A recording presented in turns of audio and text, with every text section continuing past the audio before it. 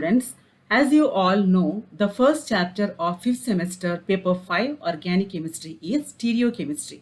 This chapter is divided into 8 sessions and this is the first session which will be dealing about the introduction to three-dimensional structure of molecules, different types of symmetry elements, chiral and achiral molecules, optical isomerism with mentioning to plane polarized light and conditions for optical activity. As you all know, the phenomenon isomerism can be divided mainly into structural and stereo isomerism, and the molecule which exhibits this isomerism are known as isomers. So there are structural isomers as well as stereo isomers. Structural isomers can be also termed as constitutional isomers and stereo isomers can be termed as spatial isomers. Structural isomers can be further divided into chain isomers, position isomers as well as functional isomers. Whereas stereoisomers can be divided into optical isomers as well as geometrical isomers, or we can divide stereoisomerism into optical isomerism as well as geometrical isomerism. So this chapter, stereochemistry, is mainly dealing with this part, which is stereoisomerism, which can be classified into optical and geometrical isomerism. Stereochemistry is also known as three-dimensional chemistry, 3D chemistry, study of three-dimensional structure of molecules. It deals with the 3D arrangement of atoms and molecules and effect of this on chemical reactions.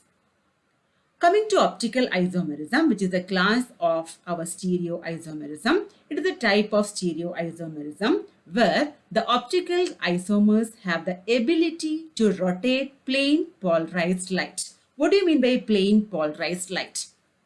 It is the light whose electric field oscillate only in one plane. The light whose electric field oscillate only in one plane is termed as polarized light, whereas the light whose electric field oscillate in many planes can be termed as non-polarized light. So optical isomerism is concerned about plane polarized light. So these isomers, the compound which can show optical isomerism, will have the ability to rotate plane polarized light. This property of the compound is referred as optical activity, and the compound is said to be optically active and the phenomenon is termed as optical isomerism.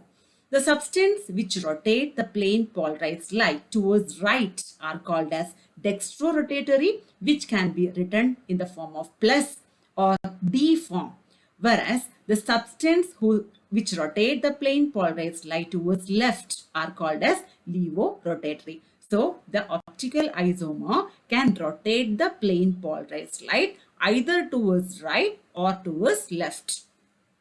The compound which are rotating towards right are termed as dextrorotatory or D form or plus form, or the compound which rotate the plane polarized light towards left is termed as levorotatory or minus form or L form. Now, when they rotate the plane polarized light, there will be certain angle of rotation. That angle can be termed as specific rotation. The specific rotation of a molecule is the rotation in degrees observed upon passing polarized light through a path length of 1 decimeter at a concentration of 1 gram per ml. The specific rotation of a molecule, which is the rotation, which is the angle. What is rotating? The molecule, the optical isomer is rotating the plane polarized light. This rotation in degrees, which is observed by passing polarized light through a path of 1 decimeter at a concentration of 1 gram per ml, can be termed as specific rotation. The instrument used to measure optical rotation or angle of rotation of plane polarized light is termed as polarimeter. The instrument is termed as polarimeter. Whether the compound rotates plane polarized light in which direction and how much it rotates can be measured using the polarimeter. Now, what are the conditions for a molecule to exhibit optical activity? Whether all molecules are optically active or not? No, all molecules are not optically active. There are certain conditions for a molecule to satisfy to exhibit optical isomerism. What are the conditions? First of all, the molecule must be asymmetric. Asymmetric in the sense there should not be any symmetry in the molecule. How can we know whether the molecule has symmetry or not? So there are certain symmetry elements which we are following, the absence of which will make the molecule asymmetric. So the main condition for a molecule to be optically active is it should be asymmetric. Then the molecule and its mirror image must be non-superimposable or non-identical. The molecule and its mirror image should be non-superimposable or it should be non-identical. Asymmetry means absence of symmetry elements. There are three main types of symmetry elements. First of all, plane of symmetry. The first element of symmetry is plane of symmetry. It is an imaginary plane which cuts the molecule into two parts such that one half is the mirror image of the other. Plane of symmetry is an imaginary plane which cuts the molecule into two parts such that one half is the mirror image of the other. Here we have two molecules. This is 2,3-dichlorobutane. 2,3-dichlorobutane. See the structure of the molecule. CH3, HCl, HCl, CH3. If we have a plane at the middle like this as shown in the figure, the upper part is exactly the mirror image of the bottom part. So here it has a plane of symmetry. So this is not a symmetric molecule. Whereas this compound you see, this is what? This is tartaric acid. Again 2,3-dihydroxy dibutane dioic acid. It is butane dioic acid or tartaric acid. Here again, if we can draw a plane like this at the middle, the upper part and the bottom part exactly matches. Right? So this is also an asymmetric. It is not an asymmetric molecule. It is a symmetric molecule. Now, the second element of symmetry is center of symmetry. Center of symmetry can be also termed as inversion center. It is an imaginary point at the center of the molecule from which if a line is drawn from one side and extended on the other side, it will meet identical point in the molecule. Let the molecule be this one and let there is a point. Imagine there is a point exactly at the center through which if we are drawing a line from this carboxyl group through the point till it is reaching the next end, exactly it can find another carboxyl group. Similarly, if we are starting a line from this methyl group and if the line is passing through this center and we are extending, then at the other side exactly we can see another methyl group. So there is a center of symmetry. There is an inversion center. So this kind of molecules are not asymmetric. They are symmetric molecule. Now, the third element of symmetry is axis of symmetry. Axis of symmetry can be represented as Cn. Okay, it is an axis through the center of the molecule about which the molecule can be rotated, which will lead to an identical position in space more than once in a complete 360-degree turn. Let this be the molecule, and here we have CH3H. Here we have HCH3. Here we have CH3H. Here we have HCH3. Let this AB is a line, an axis about which we are rotating the molecule. Let the fourth position reaches the second position by rotating through 180 degree.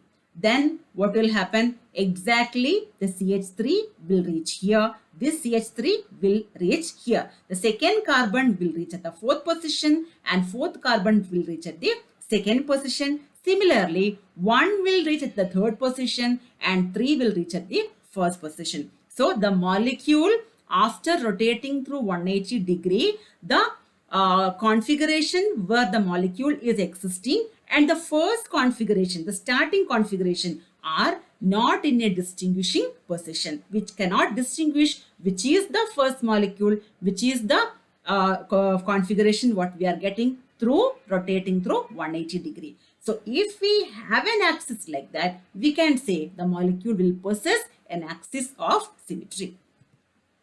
Now, what do you mean by chiral molecule? A molecule or an object which is not identical to its mirror image is said to be chiral, or non-superimposable molecules are termed as chiral. A molecule or the object which is not identical or which are non-superimposable to its mirror image is said to be chiral. A molecule or any object is said to be a chiral if it is identical to its mirror image. Chirality is a property of a molecule being non-superimposable on its mirror image. So, the possession of chirality is one of the main conditions for a molecule to be optically active. Now, when a carbon atom is attached to 4 different groups, it is said to be asymmetric carbon or chiral carbon or chirality center or stereogenic center. When a carbon atom is attached to 4 different groups, just like here, this is the center carbon, C, is connected to one. We know carbon is tetravalent. So each valency should be satisfied by 4 different atom or group. See, just like here, one is A, other one is Q, then K, then F. So molecules of this type are termed as asymmetric carbon or chiral carbon, or the center is chirality center or stereogenic center. And this carbon, the central carbon, which is chiral or which is asymmetric, can be represented with a star. Example is carbon, which is bonded to at one position with chlorine, at one position with R, at one position with amino group, at one position with hydrogen. All the 4 valencies of carbon are differently connected. They are connected with 4 different atom or group. So such molecules are termed as, such carbon atom is termed as chiral carbon, or we can say it is a chiral molecule. If a molecule has more than one asymmetric center, then the number of optical isomers possible are given by the formula 2 raised to n, where n is the number of chiral carbon. So if a molecule has more than one asymmetric carbon, for example, if we have 2 chiral carbons, then how many optical isomers are possible for such a molecule? It will be 2 raised to n, 2 raised to 2, it will be 4 number of optical isomers. So students, once you listen to this session, once you completely understand this session, you will be able to understand, you will be able to answer these questions, which are describe different type of isomerism, different type of symmetry elements, identify the chiral center in a molecule, then what will be the definition of optical isomerism, then how can you describe the relationship that exists between optical rotation and structure of molecules, and then what are the different conditions for optical activity.